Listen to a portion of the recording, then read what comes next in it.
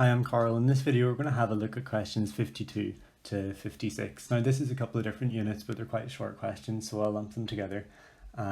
52 up to 54 talks about the oxygen dissociation curve at different oxygen partial pressures for different animals and looking at how the size of the animal might affect this. Question 52 says, in the muscle capillaries of a mammal, the oxygen partial pressure is 40 millimeters of mercury and the hemoglobin saturation is 62%. Of the following, figure 1 suggests that this mammal is most likely to be what? So the difference in these lines going from an elephant down to a mouse is obviously going to be the size. So if we look at the 40 millimeters of mercury point up to 62% saturation, we can see that that corresponds quite well with the line for the sheep. And so the animal that we're given here out of the choices that we have, the one that's most similar in size to a sheep would be a wolf. So we can say that the answer for number 52 is going to be B, which is a wolf. 53 then says, of the following, figure 1 is most consistent with the fact that in general smaller mammals have what? So let's go through each of the answers here. A says a thicker capillary walls than larger mammals do. That may or may not be true.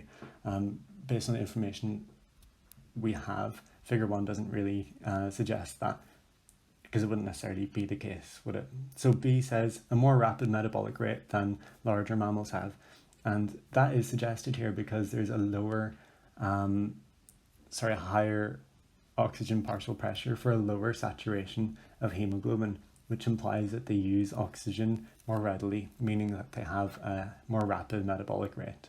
In other words, their hemoglobin will be less saturated at a higher partial pressure than an elephant or a horse, for example. So the answer for this one is going to be B as well. And then 54 says, in mammals, a hemoglobin molecule consists of 4 subunits, each of which combined an oxygen molecule. The sigmoid shape of the oxygen dissociation curve indicates that when a fully saturated hemoglobin molecule loses oxygen from one subunit, what happens?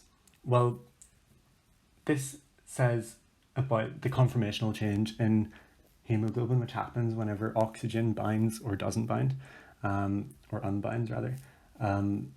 Basically the proteins change shape very slightly, and that can mean it's easier to lose some of the extra oxygen molecules. So in other words, if it's lost one, then it will lose the other two more readily. So the answer for number 54 will be C, and this is just due to the conformational change in the proteins that make up hemoglobin.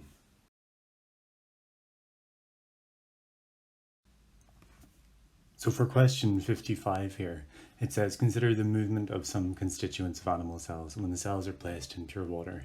Which one of the following is likely to move first and fastest across the cell membrane? Okay, so we've got our membrane here. And we'll say this is inside the cell. We'll say this is outside. What sort of things have we got on either side? Well, we know that there's just pure water on this side. And in here we've got a number of things inside the cell, inside the cytoplasm. We have a number of things dissolved in solution. And that means that the osmotic gradient will draw water in to the cell from the outside inside the cell. And that is due to the osmotic potential or the solute potential inside the cell being greater in magnitude than just pure water, which is going to have an osmotic potential of 0. So that means that pure water will move inside the cell by osmosis, meaning the answer for this one is going to be B. If we look at number 56 now, it talks about a gene that's responsible for cystic fibrosis. It says 1 in 20 Australians is a carrier of this defective allele. 56 then asks, which one of the following is the best estimate of the chance that the first child of an Australian couple chosen at random has cystic fibrosis? Okay, so if we were to do a Punnett cross here, we can work out what the chances are.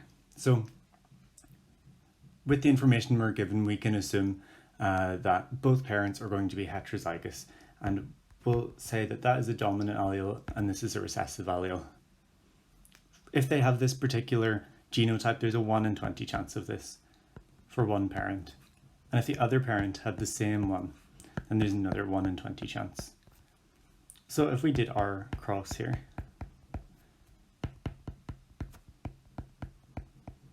we can see that there's a 1 in 4 chance that the child will have this homozygous state for this defective allele.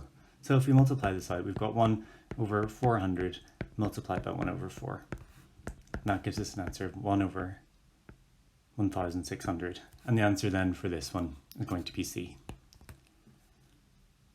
So that was questions 55 and 56. I hope that helped.